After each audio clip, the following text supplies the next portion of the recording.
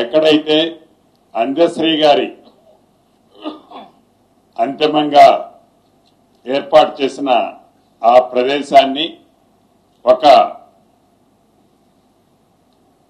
స్మృతి వనంగా కూడా ఏర్పాటు చేసే అంశాన్ని కూడా రాష్ట్ర కేబినెట్ తీర్మానించడమే కాకుండా ప్రతి పాఠ్య పుస్తకంలో ఫ్రంట్ పేజీలో అందశ్రీ గారు ఏదైతే రచించారో జయ జయ హే తెలంగాణ గీతాన్ని కూడా ప్రతి టెక్స్ట్ బుక్ లో ఫస్ట్ పేజీలో ప్రింట్ చేయాలని రాష్ట్ర కేబినెట్ తీర్మానం చేయడం జరిగింది.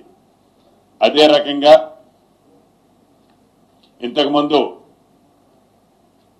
మా సహచార మంత్రులు వివేక్ గారు వచ్చి మాట్లాడిపోయారు. ఆ అంశానికి సంబంధించి కూడా రాష్ట్ర వ్యాప్తంగా ఉన్న 4 లక్షల మంది కార్మికులకి ఒక పూర్తి భద్రత భరోసా కల్పించే అన్ని అంశాల పట్ల డీటెయిల్ నోటు మీకు పంపించే ఉంటారు.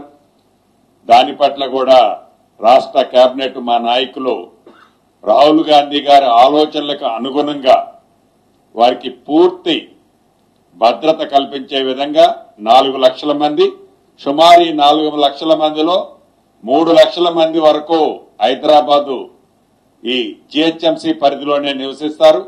వారందరికీ పూర్తి రక్షణ భద్రత భరోసా కల్పించే విధంగా ఈరోజు చట్టాన్ని కూడా కేబినెట్ ఆమోదించడం జరిగింది.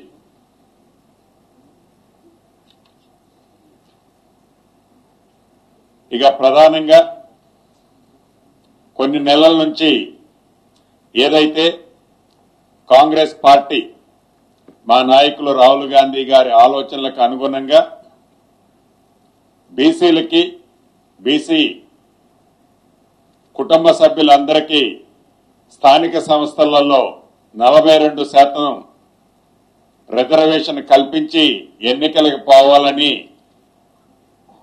రాష్ట్ర కేబినెట్ అప్రూవ్ చేసి అసెంబ్లీలో పాస్ చేసుకుని బిల్లుని అది గవర్నర్ గారికి పంపితే అది గవర్నర్ గారి దగ్గరే హోల్డ్ అయింది.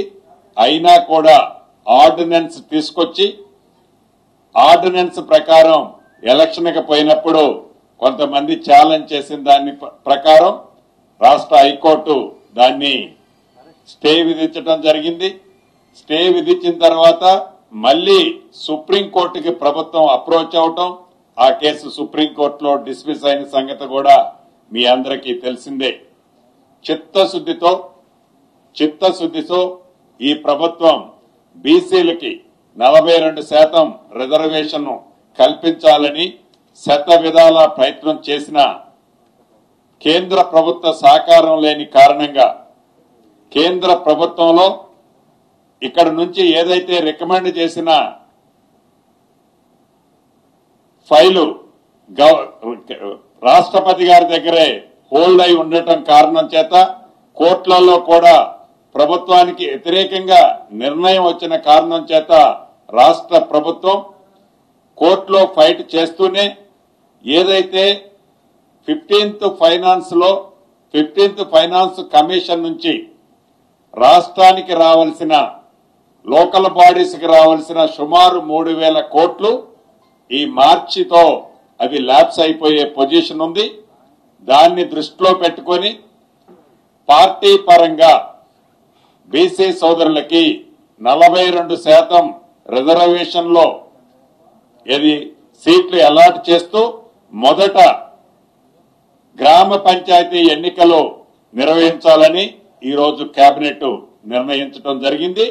మిగిలిన ఎంపీటీసీలు, జెడ్పీటీసీలు, అదే రకంగా మున్సిపల్ కార్పొరేషన్లు అన్ని కూడా కోర్టులో ఒక కంక్లూజన్ వచ్చిన తర్వాతనే వాటిని నిర్ణయం తీసుకోవాలని కూడా ఈరోజు రాష్ట్ర కేబినెట్ లో సుదీర్ఘంగా చర్చించిన తర్వాత రాష్ట్రానికి కేంద్రం నుంచి రావాల్సిన సుమారు 3,000 కోట్లు గడిచిన 2 సంవత్సరాల నుంచి ఏవైతే ఉన్నాయో అవి కూడా యాజ్ పర్ నామ్స్ ప్రకారం మార్చితో ల్యాబ్స్ అయిపోతున్న కారణంగా రాష్ట్రానికి రావాల్సిన 3,000 కోట్లు ల్యాబ్స్ చేసుకోవటం ఇష్టం లేక స్థానిక సంస్థలు ఓన్లీ గ్రామ పంచాయతీ ఎన్నికలు పెట్టాలని ఈరోజు కేబినెట్ నిర్ణయించడం జరిగింది.